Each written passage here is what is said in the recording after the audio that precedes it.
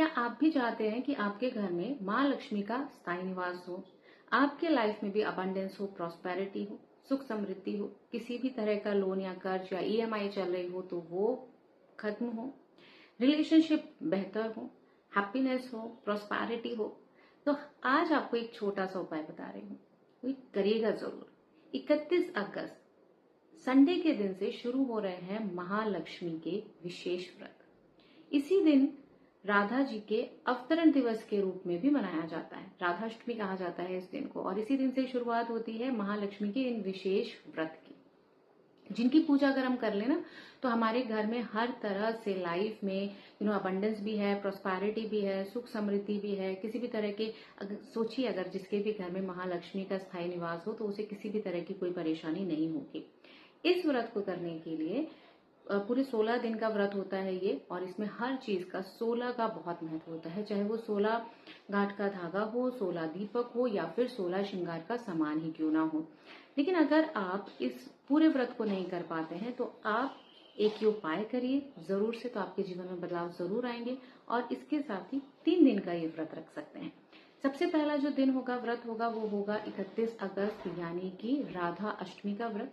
दूसरा व्रत रखा जाएगा पूर्णिमा के दिन, और तीसरा व्रत रखा जाएगा अश्विन माह की अष्टमी यानी कि 14 सितंबर के दिन रखा जाएगा, जिस दिन इस व्रत का समापन भी होता है।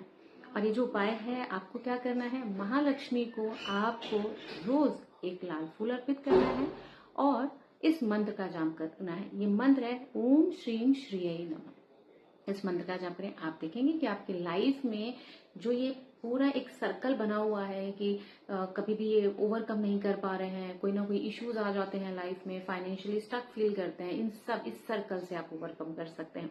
और जो लोग ये पूरे 16 दिन के व्रत रख सकते हैं, उन्हें कुछ चीजें तो जरूर चाहिए इसमें। सबसे पहली चीज तो यहाँ पे कलश की स्थापना करनी होगी आपको, उसके लिए एक नारियल चाहिए। इसके अलावा रोली, कुमकुम, चावल, सुपारी, ये सभी चीजें चाहिए। माँ लक्ष्मी को अर्पित करने के लिए या तो गुलाब का फूल या फिर आप कमल का फूल अर्पित उन्हें कर सकते हैं। इसके साथ ही प्रसाद में कोई भी मीठी जो मिठाई होती है, सफेद मिठाई आपको अर्पित करनी है। माँ के आसन के लिए आपको सफेद कपड़ा या फिर लाल कपड़े का इस्तेमाल करना है। वहीं आपको मंत्र जप तो करना ही है, इसके साथ ही या तो आप श्री सूक्त का पाठ करें या फिर आप लक्ष्मी अष्टकम का पाठ भी कर सकते हैं। और इसके साथ ही इस व्रत की जो कथा होती है, महालक्ष्मी व्रत कथा, इसका पाठ भी आपको जरूर से करना चाहिए। तो लाइफ में ये जो सर्कल बना हुआ है ना कि फाइनेंशियल ब्लॉकेजेस है, कभी बहुत अच्छा होता है सब कुछ लाइफ में, कभी फिर स्टक हो जाता है, तो आप इस साइकिल को ब्रेक कर सकते हैं और लाइफ में अबंडेंस और प्रॉस्पेरिटी आएगी और माँ लक्ष्मी का स्थायी निवास भी आपके घर में जरूर से होगा। तो इस 31 अगस्त से शुरू हो रहे हैं महालक्ष्मी के विशेष व्रत, और जो चलेंगे 14 सितंबर तक। अगर इस बारे में आपको, इस व्रत के बारे में कोई भी जानकारी चाहिए तो आप मुझे डीएम में माँ लक्ष्मी लिख करके जरूर भेजें। और आपकी क्वेरीज कुछ अलग से आपका पूछना चाहते हैं तो आप मुझे लिख करके जरूर भेज सकते हैं। तो इन व्रत को जरूर करिएगा, जिससे माँ लक्ष्मी का स्थायी निवास आप सभी के घर में जरूर हो और आप सभी की मनोकामनाएं पूर्ण जरूर हो। Thank you so much. आप सभी का दिन